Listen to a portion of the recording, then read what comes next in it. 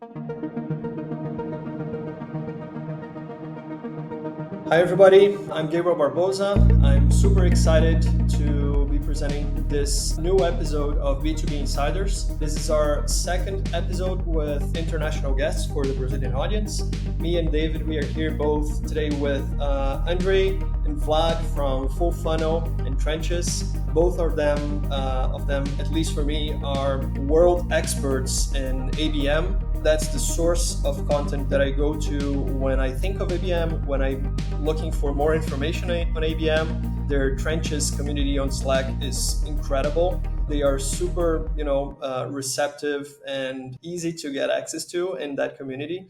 So if you're not part of Trenches yet and you're interested in ABM and demand gen in general, you should definitely join Trenches. Please, guys, can you introduce yourselves? Thanks a lot for inviting us. And you did a great intro. I just mentioned the fact that we started with Vlad in 2006. And we started both in the same space, working for enterprise organizations and basically being in charge of marketing and selling to mid-size and enterprise accounts, right? And a lot of people ask us how, guys, you learned account-based marketing or were involved into account-based marketing, and the reply is simple, right? When your market is limited to 50 accounts, what else can you do aside from account-based marketing? So basically, combining our experience, we have together 30 plus years of that experience of running ABM campaigns. We were in Trenches and still are in Trenches. And happy to chat and share everything that we have learned. Yeah, I have really very little to add after the two of you, except maybe to say hello, Brazil. We are super excited to be here and jumping into one of our favorite topics. All right, probably. So, welcome, you guys. It's really, I'm really excited as well to have you guys over here. And it's really good for Brazilian audience as well to talk about such an interesting topic, right? So, and jumping to the content, our first question would be, just to keep the order. So I'll start with Andrei, and then Vlad can complement, obviously. So you said if I just have 50 accounts, what else can I do, right? So yeah, I think it's right, and I totally agree with that. But do you also think that right now the ABM is also like a mentality, it's a mindset, because it's not anymore for only short lists, right? Like people are trying to use this mindset of trying to personalization and everything to different audience, different size of audience. So could you explain a bit of the value proposition of ABM compared to other marketing strategies? Yeah, if basically you answered while asking that question, right? So it's mindset, first of all. It's approach that is going against versus mass marketing, right? So the prerequisite of successful account-based marketing is selecting the right companies that basically already aware of you, of your company, of your product, right? And these companies might have a potential need in your product, so they might potentially buy your product. Next, you run account research to understand the needs of the company and the needs of each of the buying committee member. And next, you match your product value proposition, your offering with their needs, right? So hence you run these personalized campaigns. And obviously you can't do it for a lot of companies, right? And this is going against mass market. Mass market means you have target addressable market, let's say, I don't know, 100,000 people that potentially can purchase your product. And ABM is completely different, right? You can't do it to masses. Hence, you need to, so the prerequisites and the mindset is you select the right accounts, you invest a lot of time into account list building, you invest a lot of time into account research and personalization, and obviously it should pay off, right? You do it only for the companies that can basically generate the highest possible revenue for your company, and your product should have high ACV, average contract value, right? Otherwise, it won't pay off. So that's the main difference, right? You flip the funnel. Would you add something, Vlad? Yeah, I mean, you mentioned that like one condition or one prerequisite when ABM is a good fit is to have a high annual contract value or a deal size. We're talking about, in our experience, 30,000 maybe USD plus, right, per year. We are talking about, let's say, typically multiple buyers or people who are in the buying committee, right, or the buying center, as it's sometimes called. Usually, when you're selling to upper mid-market and enterprise, you will have, a much more complex buying process, different approvals, and also different people who will have the influence on the deal, right? That's also when ABM is really a good fit. And like Andrei said, because you're investing much more time, you're marketing to individual accounts, it's really a key to understand who are the accounts that are a good fit. So, a lot of people talk about, a lot of marketers will talk about ideal customer profile, right? So ideal customer profile and in-depth understanding of who are the accounts that are a good fit, and that you can actually, not just a good fit, but you can reasonably close, right? That you can actually close is the key to the success of ABM. All right. Yeah, so I think that was a great introduction. And the companies that could benefit most from this are companies that have high tickets, right? That's for sure one of the segment of the market that for sure should be looking at ABM if they're not still doing ABM. And but we in some segments we see sometimes there are challenges actually accessing people, right? One of the things that that me and David, we speak a lot about, and you guys speak a lot about too, and it's a great platform, is LinkedIn. And LinkedIn is a great platform to use on an ABM program, because you can find people in the B2B market easily. But sometimes, depending on the market, there's people are not on LinkedIn, right? There are plenty like older industries, maybe some parts of healthcare. It's difficult to actually access people as you would with in a tech company, for example, right?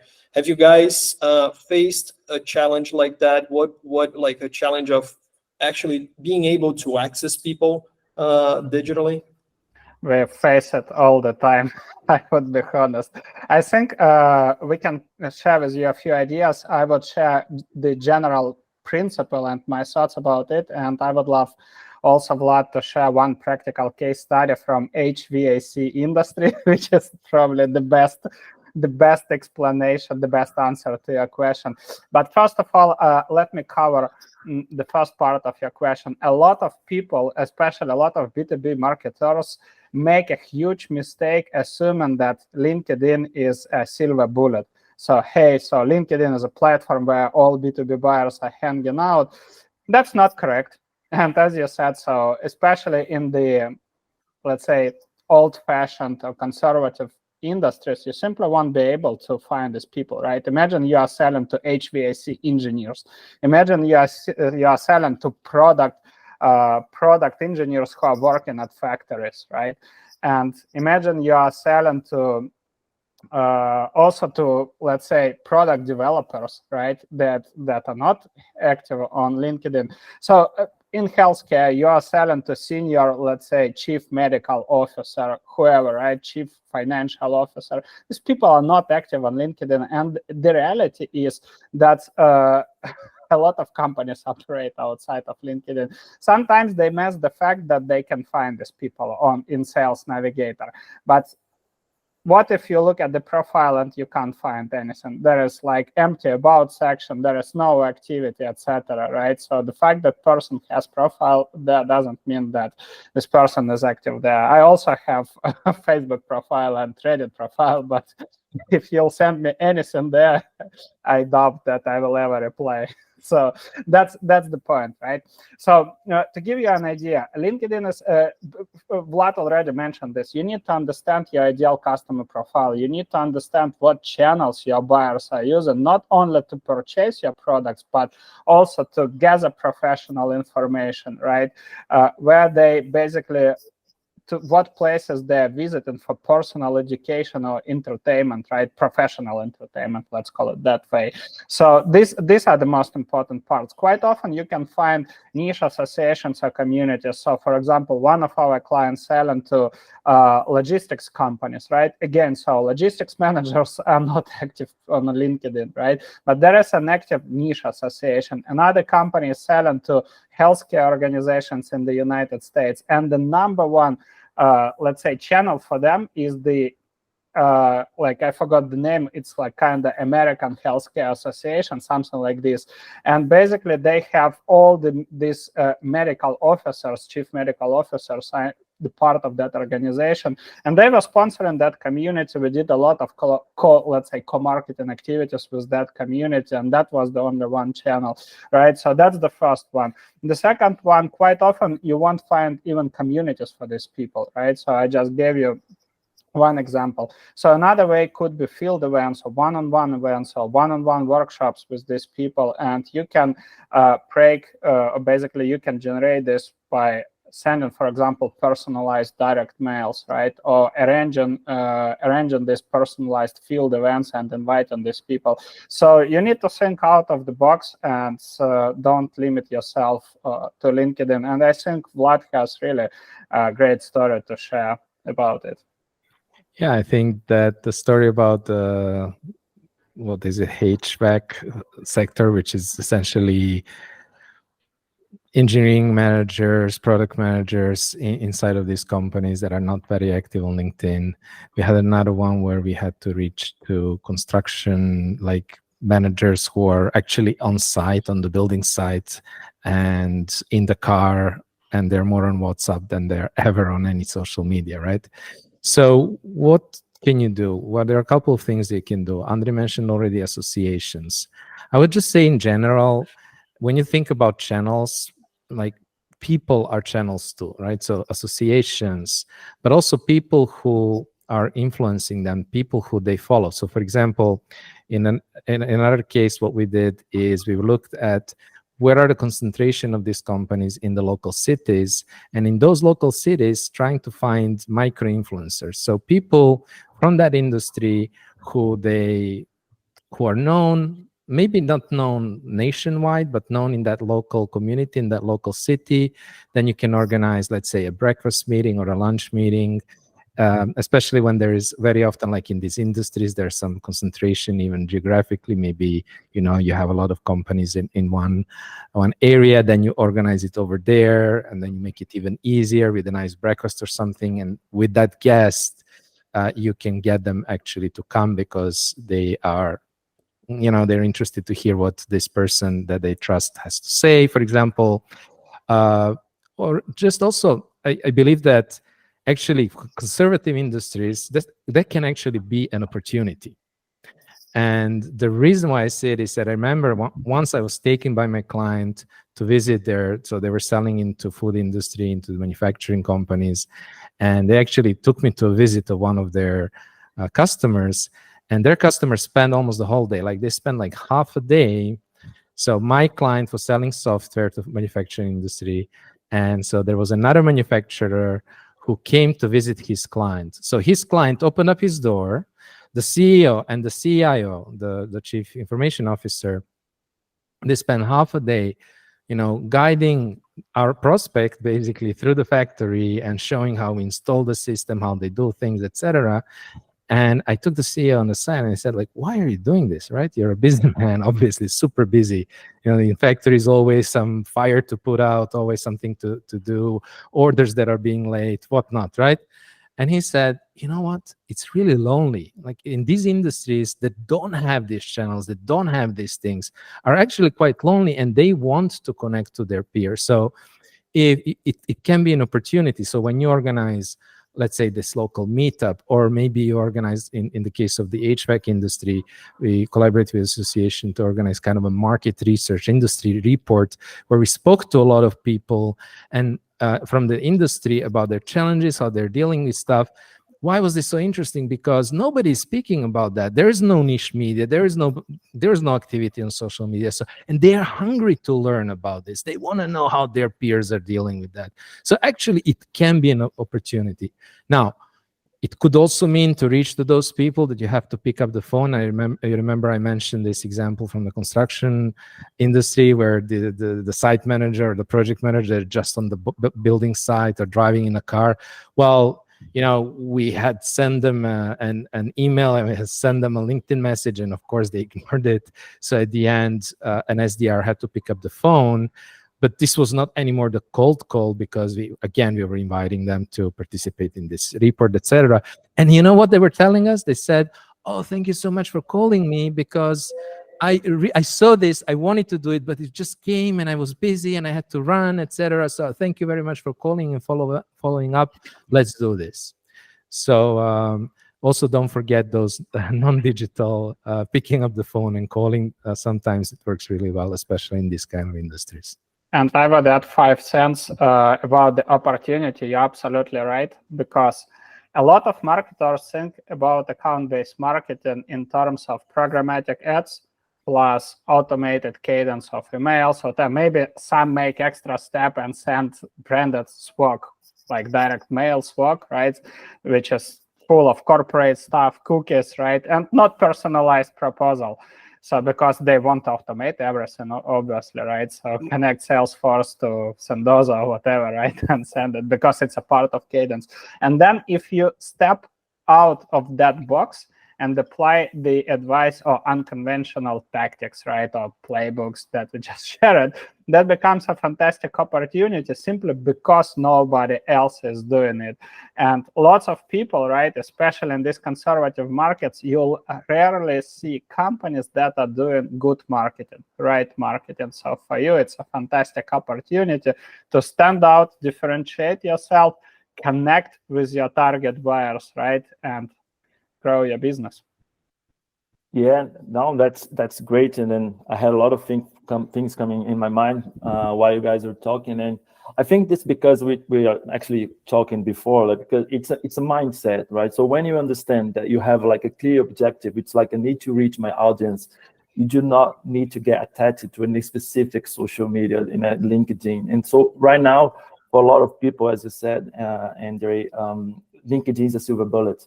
So people are starting through the tactics. So when they face like a situation that for some reason their audience is not a LinkedIn, they start to get a bit lost. They're like, what do we do now? So it's like, well, we need to understand where you are, where your audience is. Is there any kind of creative ways for you to reach them? And so I think this is a bit of this is something good. I would say the B2B tech is bringing to the old B2B world, right? Just like you guys are mentioning.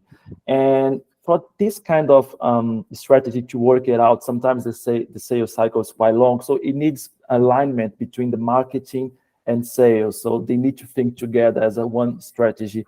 What do you guys think about what is the best practice, how market and sales should think together in a strategy like that? I'm actually writing right now a quite in-depth guide about marketing and sales alignment. There are a lot of things that should be discussed, right?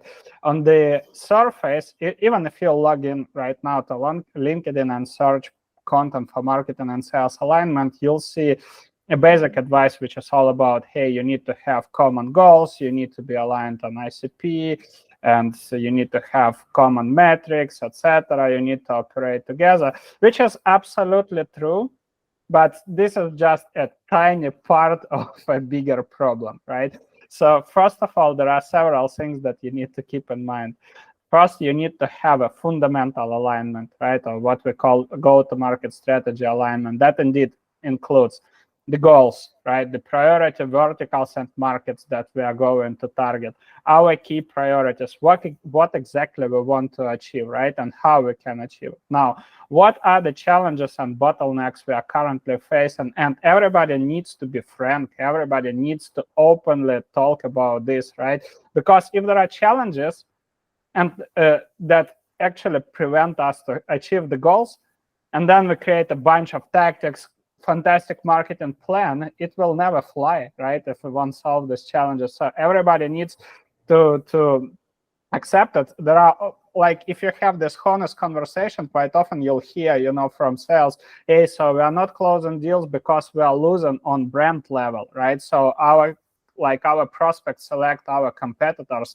Or maybe they say, yeah, we are losing on price, so our competitors is cheaper, which means that prospects really, there are two most common reasons. Reason number one, prospects don't understand product value. That's why they are looking for a cheaper alternative.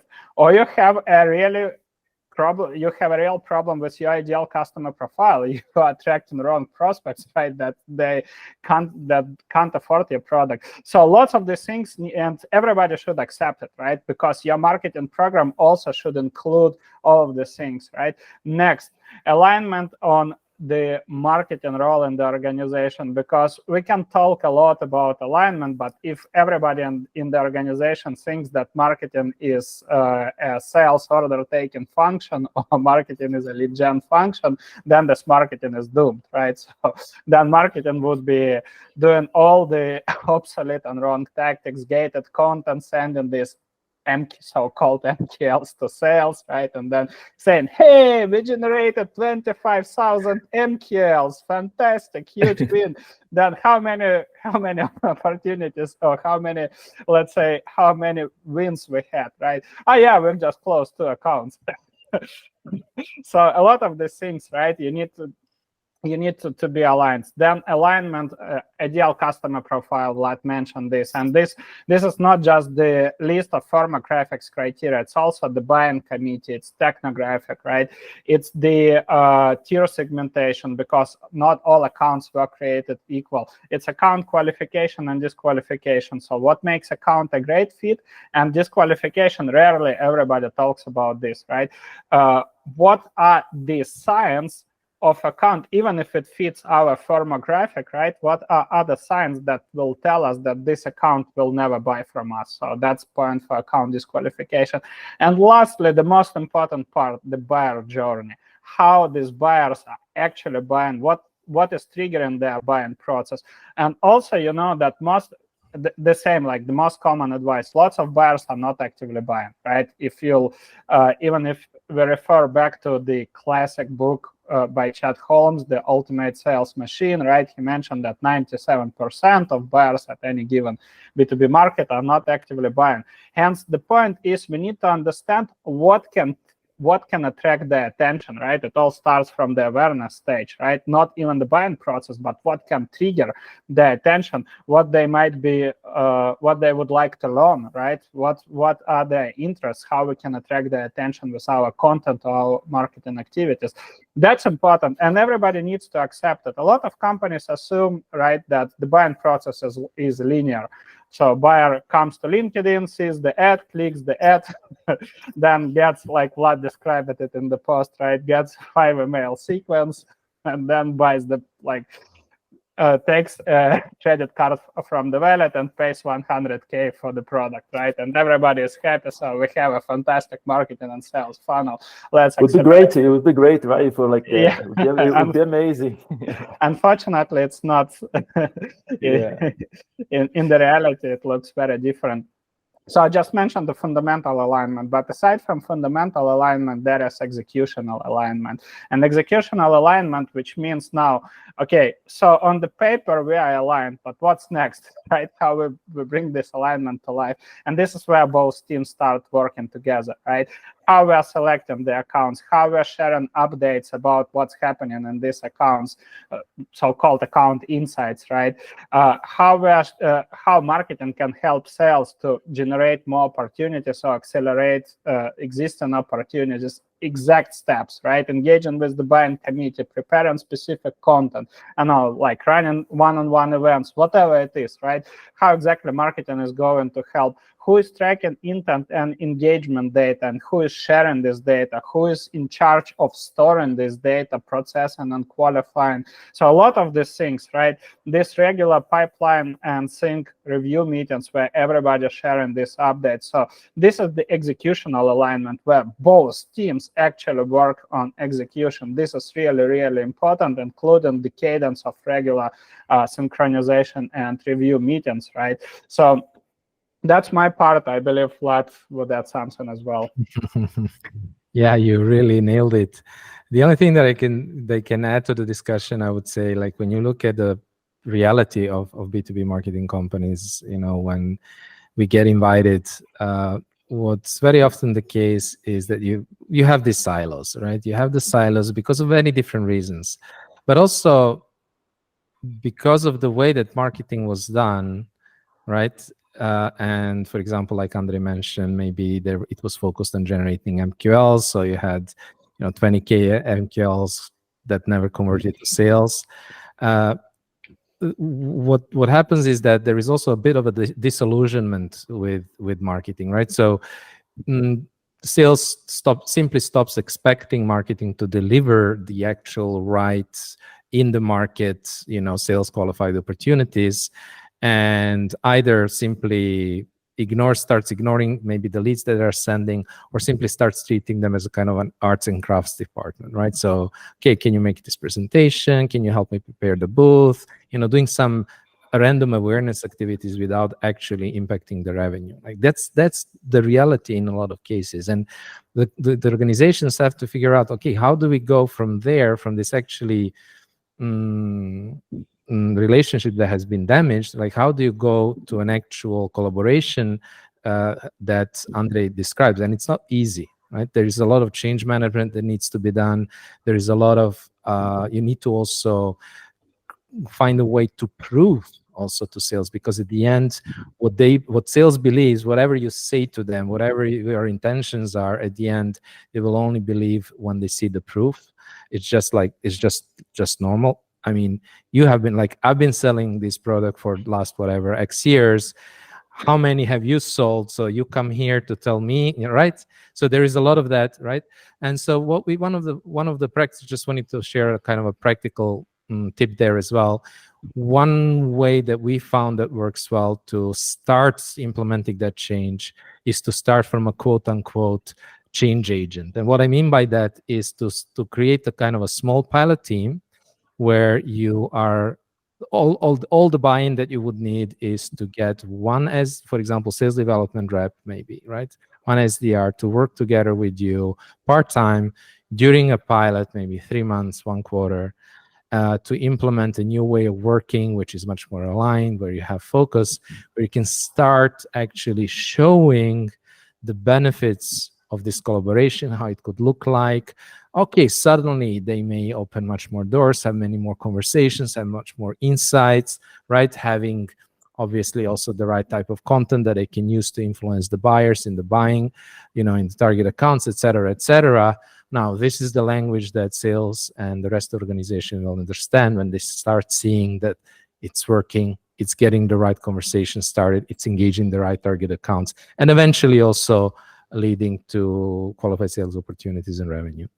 And I would love to wrap it up with an example that you guys, considering that you are in Brazil, I believe you would love this example. So look at the last football season. I mean, this one that just has finished, right? So in Europe, we have Chelsea in Premier League in England, and we have Napoli in Italy, right?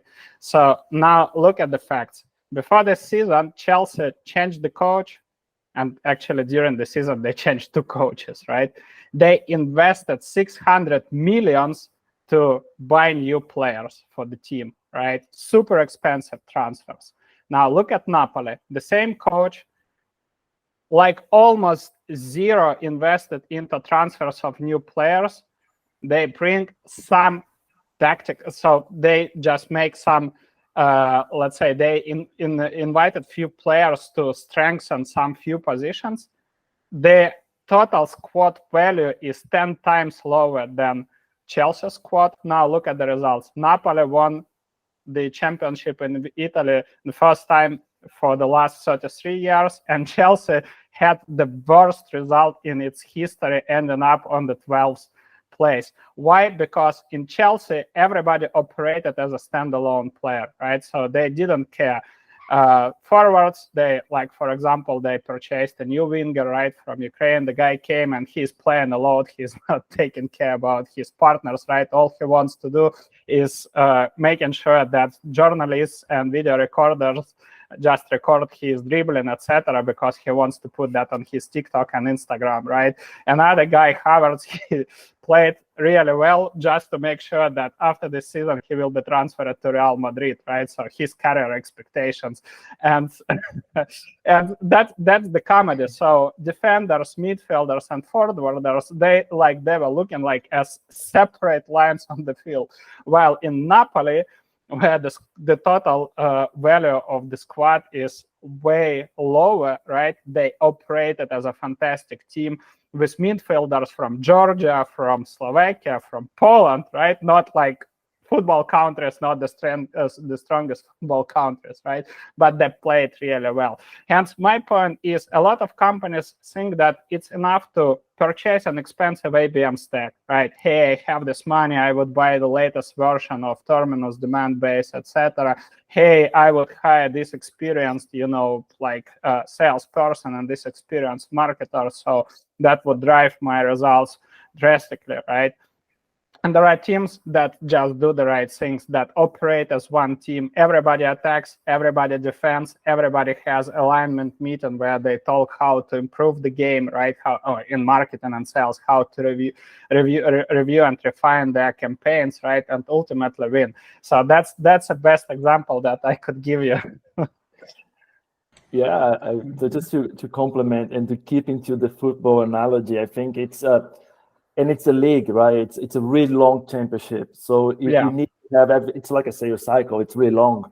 So even if you have a great team, they can play really good in one game maybe, but to have the whole league, to keep the performance, they need to be aligned. They need to have the same goal. And one thing that also summarized that me and Gabriel says a lot as a sentence is that the sales pitch, right, starts with marketing activities, right? So it's a combined game, right? Gabriel? Yeah. I mean, the sales pitch should start with marketing activities, right? There's like product marketing, designing how we should explain the product to the market. So if the sales pitch does not start in marketing, that's a great indication that marketing and sales are not aligned, right? Well, I think I had a question, but you guys answered that so thoroughly that I'm gonna skip that question. The question was about like when usually I've seen sales teams like look at the pipeline and say, oh, like my pipeline, like my precious, and do not let marketing touch that. But as Vlad was saying, it's maybe lack of marketing proving themselves, right? So if you do a pilot program and you prove results, then you're able to go there. But changing gears a little bit and going to the topic of personalization. Do you guys? I mean, it's kind of straightforward when we talk about personalization and we think about one-to-one companies, right? So if we have 10 accounts and we want to personalize to those 10 accounts, it's someone that is already operating with an ABM mindset. It's kind of straightforward, right? But is it possible do you guys think it's possible to like bulk personalize to a higher number of accounts? Sometimes, with all this new technology that we have access and it's cheap now, it's super easy to make a sequence, but sometimes if you make a sequence, you're not personalizing, right? So could you guys comment a little bit of like this challenge of personalization plus scale? Yeah, absolutely. So I think we have good answers to that question. First of all, I firmly believe that there is no one-to-many ABM. And this is an illusion created by MarTech vendors. I know that it's polarizing, and I believe that you should polarize your audience and you should differentiate yourself. But I would give you a perfect example. So we started with Vlad in 2006. And I started to work at Kimberly-Clark. I started, first of all, in sales, and then I switched to marketing. And as I told you, so my market was limited to 50 plus 52 or 53 total accounts, right? Accounts in total, sorry. So now the question, how can you run marketing, right? And at that time, you didn't have HubSpot, Salesforce, you didn't have demand-based, Terminus, whatever, all other ABM platforms, right? How could you run marketing? Obviously, and the ACV, in our case, the ACV could vary from 10 millions in annual recurring revenue to like even to 100 millions with the bigger clients, right? So imagine it's like kind of playing solitaire game on Microsoft, right? If you make a mistake, you lose. You simply lose a huge contract, and then, I mean, you have a trouble with your career, because then you won't get a good recommendation, you won't get promotion, and even if you want to change the company, right?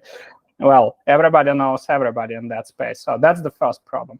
Nowadays, everybody talks about the personalization, that we can scale it, but I would tell you my honest opinion, one-to-many is a lazy excuse for not doing appropriate demand generation. So demand generation and brand awareness campaigns should source your ABM programs. You shouldn't run ABM programs to cold accounts. That's the first thing, right, to make it successful. So you need to run this and then select accounts that demonstrated a level of engagement, and you decide what is engagement threshold for you, right? What should be the minimal level of engagement. But the key point is that these accounts are already aware of you, of your company, of your product. Why? Because if you'll talk to any salesperson, and we did this with Vlad multiple times, surveying salespeople of our accounts, also Vlad did a great research with Revenue Genius community. And if you ask any salesperson what kind of help you would like to get from marketing, on like generally, right? They always reply, I want marketing to make sure that our target accounts are aware of our product, right? That's the point. That's the point. So we select accounts that are already aware of us. And lots of companies assume, hey, so I would run this programmatic ads, and programmatic ads, right? You put company's logo, you put company's name, it's dynamic text, right? So then I would create this kind of personalized landing page, etc. Well, it's fine if you sell products like Loom, for example, right? The video recording software, because then you can say, hey, so 25 people from your organization use it, do it, right? But this is mass market product, and in this case, it works. But try to do it for, let's say, again, and I told you, imagine if you are selling people who are not active on digital, what kind of programmatic ads you'll be running, right? What kind of messages you'll be sending. Sending a bunch of emails, they don't care about you. They would simply ignore your message. Hence, that's the point. And now, imagine if you want to do appropriate ABM. Imagine if you want to personalize it, not just put, generic value proposition in front of thousands of accounts, right? Imagine if you want to personalize it. Now, assume that you have 1,000, what you told, you called it bulk marketing, right? So imagine you have 1,000 accounts, and in every account, you have at least 4 buying committee members. So 4,000 contacts in total. How many salespeople and how many marketing people you need to run account research to come up with ideas how to personalize your offer and how to deliver it, right? So you need a huge team that would be focusing only on ABM. That's the point. And just to make it clear, I am not against programmatic ads, etc. But these are add-ons to your ABM strategy. You can use it to amplify your reach. It's like additional touches. If you will, if you have a Christmas tree, right, and you have like the core set of your toys, this would be the fancy toys that you put as well on your Christmas tree, right? That's the point. I think Vlad would add something as well. Yeah, just a few practical examples also. Like if you think about personalization in ABM, it starts with the ICP, right? So the ideal customer profile, and the way that a lot of companies create an ideal customer profile is kind of the most common denominator, which is, what do all of the potential customers that we can sell to have in common, right? But that's not the IBM. That's not the ABM. Sorry. Yeah, they are all in North ABM, America. they're North American startups or whatever, right? So what we want to get at is we want to develop an ICP for the specific vertical, for the specific target segment, because they will be different. Why will they be different? And we often hear this, people say, yeah, but our solution is industry agnostic. Well, it is maybe your solution, but your buyers are not industry agnostic. The way that they, who they follow, which channels they use, but also the challenges and the problems that they have, the words that they use to describe those problems, the priority, the structure of the buying committee, everything can be different in those, different industries and the different verticals. Now that's where the personalization already starts, right? So selecting the right vertical, so you can already personalize on that level. You have your kind of value proposition also for that specific vertical. Then you have the different roles in the buying committee. You can personalize to those different roles in the buying committee, right? That's where it starts. And then just to give you also a very concrete example where you can do some personalization as well on kind of one to few. An example where we had a very specific target market, which were B2B SaaS companies, under 10 million. So we had that at that stage, we were going after those companies in the Benelux region, right? We have identified one association. It was actually kind of an accelerator that worked with companies of that type. We worked closely with them, and they asked us to do, a presentation and a educational webinar for these companies. And what we did was we worked with the accelerator to get the insights, to do surveys and get insights about those companies. What is their top priority? What are the biggest challenges, etc. So even though we could have just done any educational webinar, I'm sure they would still like it, we actually completely personalized. So we discovered, for example, that their biggest challenge was going international, right? And so we actually created then a webinar exactly around this challenge. And just so that was actually, it wasn't like a full ABM program. It was more about warming up those accounts, right? It was more about generating their awareness, but in a very specific group of accounts. And this generated, I think we ended up with 2 deals, and I think there were maybe maximum a dozen target accounts in that specific group. So you can do also kind of personalization on different levels, but the further you are down the buyer journey, the further you are in the sales funnel and the marketing and sales funnel, in this case in the ABM funnel, if you like, the more personalization will be needed. Because again, let me give you another example. So if you take one of the target accounts that we had a chat with, so we had some insights. We figured out that they were in this broadcasting industry, right? And in both broadcasting industry, you have 2 big events. You have one in Amsterdam and you have one in Las Vegas, right? The NAB show and IBC, I guess IBC, I think it's called in Amsterdam. And it was at the time of the COVID, and we just knew, of course, that these events didn't run. And so I was chatting with the target buyer, and we kind of figured out, okay, if you're not doing that, if you don't have these events, what's going on? And so what we figured out is that because of that specific situation, they couldn't run their they were losing pipeline, and they were trying to figure out how to replace that with inbound marketing, account-based marketing, etc. Now, instead of me presenting a solution to this prospect and talking about okay, use ABM to build pipeline or something very generic, I could now talk about this fact. Okay, so you're looking to replace this income that you lost because of these events, right? So I completely personalize our value proposition to their specific situation. And of course, they're going to be listening, right? It's going to be much more impactful than a generic one.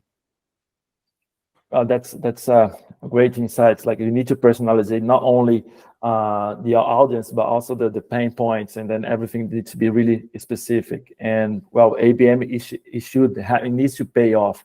So also it depends on your go-to-market strategy, because also it requires like quite a long work. So it needs at the end to pay off. So the ticket needs to be a bit higher. So yeah, I think that was great. I think I think it's a good point that you raised. Like, okay, so how do you make sure that you have the ROI out of that? So the earlier in the buying process, the less personalization you do, right? So you're going to invest. So that's why Andrei was explaining, you don't want to source accounts for your ABM program, cold accounts that might buy one day, and then spend all that time and effort on them, hoping that you're just there at the right time, right? That's why you want to have a demand generation program. This is aligned with your ICP, that is generating engaged accounts. You have intent data. You now know that they're interested, that they're potentially looking for a solution like yours. You know that they have awareness of your brand, that you've potentially generated that demand. And now you start investing more and more and more into that account. And at the end, when you look at what sales is doing, is just a continuation of that. Sales, of course, has conversations with the different people in the organization, and they are further personalizing that value proposition, etc. Do you guys want to make final remarks and maybe glance, if you can, on those final remarks on metrics? There are a couple of things when it comes to metrics, right? So at the end, what we want to measure is we want to measure pipeline revenue, right? So that's kind of the basic thing. So we want to move the marketing metrics from MQLs, especially, just to be very clear, I don't have anything against MQLs. MQLs have their role in marketing, and there's things that you can do with MQLs, right? And you can use them to source some of the ABM programs. There's many things that you can do with MQLs, but as a KPI, they're a bad KPI, because you can hit MQL number and still miss the revenue quota, right? So we know that. So let's get that out of the way. So what is a better measurement overall, or the end KPI, is either marketing sourced revenue or pipeline. Now, to be very precise, when it comes to pipeline, what is pipeline, right? So because it's not about just counting, for example, SQLs, because again, this can drive wrong behaviors, because how is the SQL defined?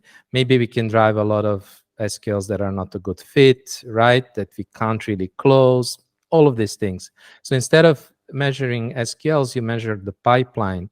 And the pipeline is the total dollar amount of the deals that marketing has generated that have passed a certain threshold. So not just like any stage. I think our friends from Refine Labs, they talk about this hero stage, where basically that's at least 20% win rate. Like that's where you want to have your pipeline measured. But that's also not enough, especially when you mentioned yourself, like you have long sales cycles. You may be introducing ABM at the beginning, and if all you're measuring is revenue or pipeline, you are going to have problems convincing the management to keep supporting you, because the results are not going to come fast. You can't. ABM is not a magic bullet that is going to speed up your sales cycle, or it cannot improve the speed of the buying cycle, right? So it's just like complexity there that is going to be inherent. Also, especially at the beginning, if you don't have good account data, if you don't have good intent data sources, you're probably going to make also wrong selection of accounts. So you're probably maybe you're going to select the right accounts that are a good fit, but maybe they're not going to be in the market. So you're going to have that, maybe all of these leads and SQLs or whatever you generated will eventually, become a real qualified opportunity, but how soon, right? So these are all things happening. So it's really important to use also leading indicators when you're measuring, right? And when it comes to leading indicators, it's also important to understand that depending on the goal of the ABM, you will need to use, and the program, you will need to use different leading indicators. So for example, if your goal, because when we talk about ABM, a lot of people think about net new revenue, net new accounts, accounts that you haven't had new logos. Different companies use different terms. But actually, ABM can be used also for account expansion or renewals or, pipeline acceleration, for example, right? So for each of these goals, you will need to use different leading indicators. For example, if it is net new accounts, well, other than pipeline, SQLs, etc., well, a leading indicator could be, for example, number of discovery calls. And when I say discovery calls, I mean, these are not necessarily sales qualified opportunities. These are not maybe even like accounts or buyers raising their hand saying, I want to talk about your product, but are still very relevant discussions about, for example, their challenges, priorities, potential fit of your product, etc. So this could be like one, depending on how you're doing account-based marketing, but this could be like a very good leading indicator. Another one is, okay, how many of our target accounts are we engaging? Now we need to define, what does that mean? What is an engagement mean? Well, it doesn't mean that somebody opened up a cold email. It has to be some sort of significant engagement. For example, they have spent, at least, I don't know, 10 minutes on our website and have checked maybe some of the key pages, higher intent pages, not bouncing on a blog post, but actually, checking maybe out the product pages, pricing page, things like that. So this could be a significant engagement. You can measure account penetration. So you can measure as a leading indicator. What does it mean? It simply means, okay, how many buyers within the target account we are actually engaging, how many conversations we are starting with the different buyers, et cetera, et cetera. So this would be kind of the net new. Now, let's just take one more example just to kind of contrast it. So let's say you want to run account-based marketing campaign to accelerate pipeline. What does that mean? It means you have a bunch of prospects in a pipeline or deals. Maybe they're stale, they're stuck, they're not moving forward, or they're moving forward very slowly. So you want to accelerate that. So how could you accelerate that? Well, for example, you could sit down, work together with sales to analyze all of those deals, understand, okay, what are the top challenges that they have, right? Maybe even like move forward and book interviews with some of those champions that you have been discussing in those deals to get even more insight, and then run some sort of marketing to educate them about how we are uniquely fit to help them with the challenges that they have. So, for example, one campaign that we ran was similar, where we also invited one of our existing customers and did a kind of a live case study webinar, right? And where we invited a lot of our pipeline to attend this, because this is, and again, during the webinar, we could address the specific questions that I had. We could even use an excuse of that webinar to, when inviting those buyers to join, to ask them, okay, what are the main things you would like to take away from the webinar, main questions, so things like that. And now we could focus not only on these challenges and questions, etc., but also we had obviously social proof, because we had an actual customer live talking about how we did together, for example, ABM in this case, right? So this was very helpful to kind of take the people who were on the edge. Now, should this be your campaign? Of course, leading indicators will be completely different. How many of the pipeline accounts did I manage to engage? For example, how many of them attended the webinar, right? How many conversations did I restart? How many did I re-engage, right? So, and then eventually also, of course, how many of them I managed to move, close, et cetera, et cetera. So to sum up, you want to move from MQL to pipeline revenue, pipeline being the dollar amount of a significantly closable stage, right? Not just SQL that may never close. And you also want to use leading indicators that will depend a bit on the ABM goal, but will, show you that you're going in the right direction of engaging and generating opportunities with those accounts. Well, I think this was like a fantastic answer, to be honest. Like, I'm definitely going to list that later, because me and Gabriel, we've been actually discussing things related to those points. And well, thanks a lot for that. For me, it was quite really good. So Gabriel, it's something that you want to add? Because I think that was pretty much everything. Sorry. No. I think, well, my preferred topic overall in marketing is metrics, because I think if you have the right metrics, it's easier to go in the right direction, right? And I was taking notes as crazy here because I know I'll have the transcription, but I just mentally am in the right spot when I take notes, and it's incredible to listen to you speak about leading indicators depending on the goal that you have, right? So thank you so much, Vlad, for this last answer. Is there any final remarks that you want to maybe speak about full funnel, speak about trenches, how people can find you, Vlad and Andrei? Yeah, I think the best way, if you're interested to learn more about account-based marketing and also want to learn practical stuff, not just theory and strategies, but actual practical stuff about how to implement it, I think the first place that I would recommend people to check out is to check out our LinkedIn profiles, both of Andrei and myself. I'm sure you're going to include them in your show notes. We post every day. You can always connect to us. If you connect, I would really appreciate, you mentioned that you heard about us on this podcast. It's always cool to know that. And feel free to ask any questions there. We also publish regularly in-depth guides. Like the last guide we published on our website, it was like 11,000 words about ABM on LinkedIn, for example.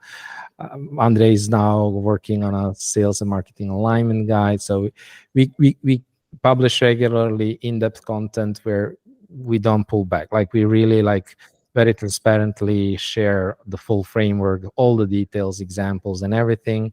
It's not gated. It's actually just a blog article that you can read on our website at fullfunnel.io. You mentioned trenches. So for people who like communities, I think it's a great place to learn together. And again, you can ask questions. You can see what other people are doing, how they're collaborating. What we do also for our trenches, we also run our podcast, but we do it live. So we are now taking a break. So the last episode is so day after tomorrow. So it's a summer at our at our end of the world, and we see that people are kind of getting into the summer mode and kind of disconnecting. We're going to restart it, but it's, I think, really cool because you can actually join live. You can ask, thought leaders. You can ask them questions live. We even had, people like, for example, with Peplaya, we did like live tear downs of messaging and websites. A lot of fun doing it live. I mean, very much appreciate this kind of podcast where you can really dive deeper in the topic, but also doing it live adds a little bit extra to the experience. So I think definitely start with LinkedIn and hope to meet you there. All right. Well, that's once again, thank you so much, Vlad, for your participation, you and Andrea as well, of course, and congratulations for your work, because it's really important for us, just like Gabriel said, right? Brazil is a big crawling still on some of those topics, so it's really good for us to have like guys like you that's sharing everything. Engaged content is quite important, and so well, thank you a lot. This was a real pleasure. We always, we'll never say no on a conversation about ABM. And really, really happy to hear also that part of the world, a huge part of the world that we don't hear otherwise often a lot about is also doing ABM and is interested in ABM, and getting feedback, like you say, like you just gave us. It's in a way, one of the reasons why we do this, right? So at the end, knowing that it makes an impact, that it's helping people, just gives you so much motivation to keep doing that. So thank you for that. Thank you for the wonderful conversation. It felt like chatting with friends. And looking forward to the episode. Yeah. So thank you so much. It was great chatting with you. It was a great pleasure to chatting with you. And yeah, thanks a lot for inviting us.